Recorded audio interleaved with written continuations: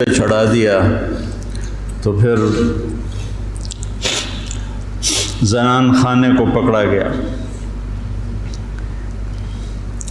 تو حضرت زینب کیا جگر والی خاتون ہے، 6 بھائیوں کی شہادت دیکھی، 2 بیٹوں کی شہادت دیکھی، عون اور عبداللہ۔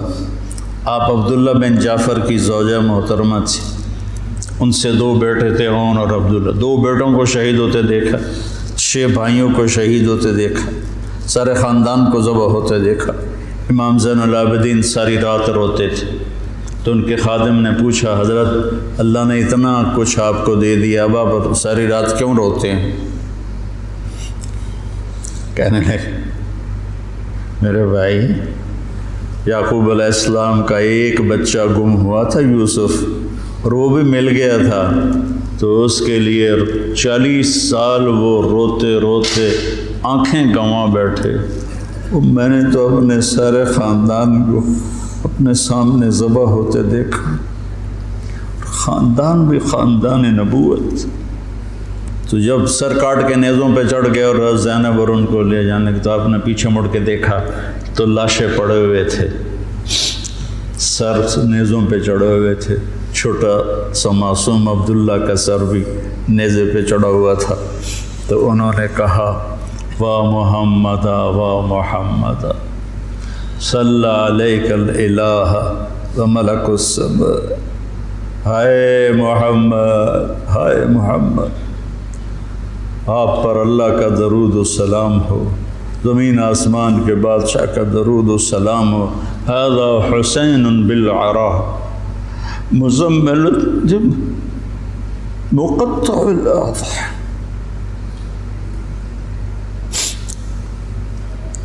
اے محمد، اے محمد، یہ حسین پڑا ہوا ہے، اس کا لاشا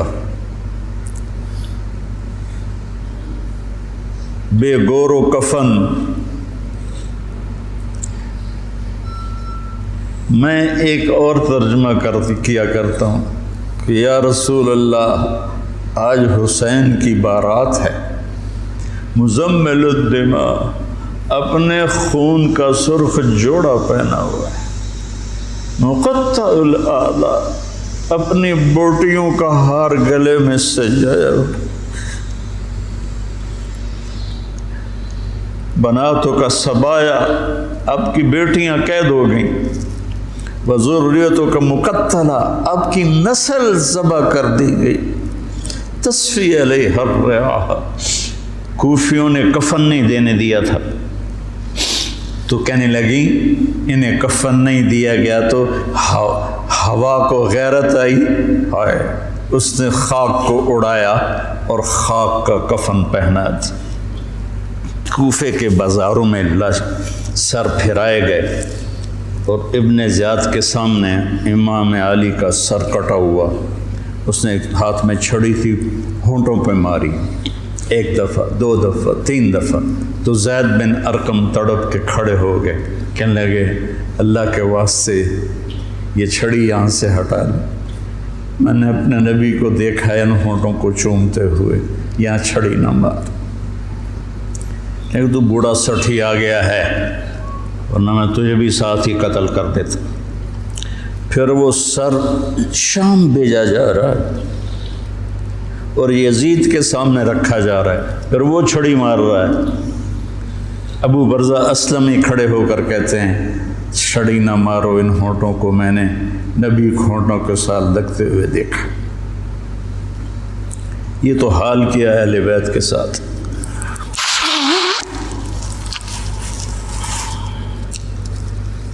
بہرحال میرے بھائیوں،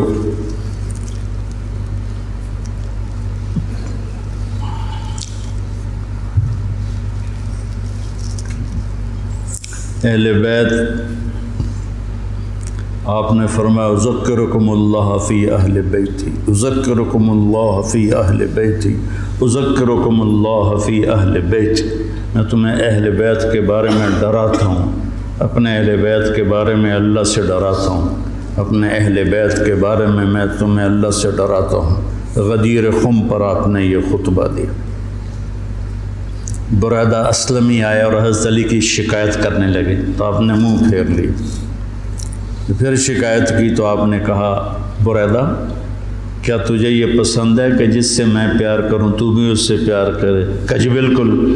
تو کہا پھر میں علی سے پیار کرتا ہوں.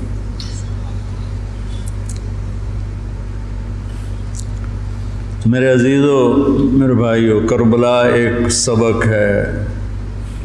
کربلا صرف 10 دن رونے دھونے کے لیے نہیں ہے، ایک سبق ہے کہ اپنی زندگی کو اللہ رسول کے سامنے جھکا دو.